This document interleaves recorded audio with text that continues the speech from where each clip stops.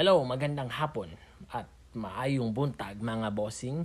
Kung gusto nyo ba ay hanap nyo at gusto nyong makita ang mga tourist spot na pwede nyong dadalhin sa inyong pag-uwi sa inyong mga bayan, punta na po kayo dito sa Kayamanan ni Juan. Sa Kayamanan ni Juan, matatagpuan lang po ito sa Osmeña Street or General Santos City International Airport pre-departure area.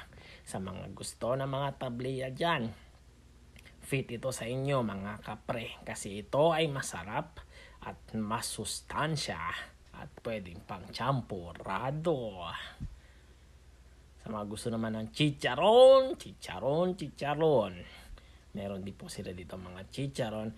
Meron din po silang mga souvenir para sa mga visitors. Pwede po yan sa mga magpaplanong pupunta ng Jensen. At meron din po tayong I Love Jensen t-shirts halagang 380 pesos ay meron ka ng I Love Jensen na tatagal at long lasting pa at maganda ang kanilang damit. Diba? Pagod na ako magsalita. Meron din silang mga kape sa mga mahilig magkape dyan. Meron silang I Love Jensen Coffee. At hindi yan nabubura sapagkat pilit na pilit ang paglagay dyan sa baso. At meron din po tayong bag. Wow! Made in Katotobo bag. At dyan nyo lang po yan makikita sa Kayamanan ni Juan sa General Santos City. At meron pa pong wait lang. Ayun, nakadesign na, may lalagyan pa ng mga ballpen at kutsara.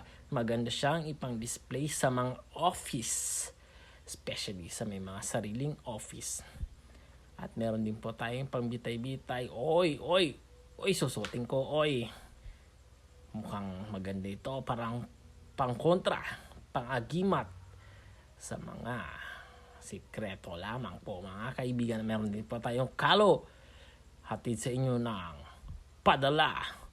kalong padala ng tourist spot Kayamanan ni Juan. At meron din po tayong bitay-bitay sa mga bintana. Hindi ko na po i-open kaya baka masisiga ko po.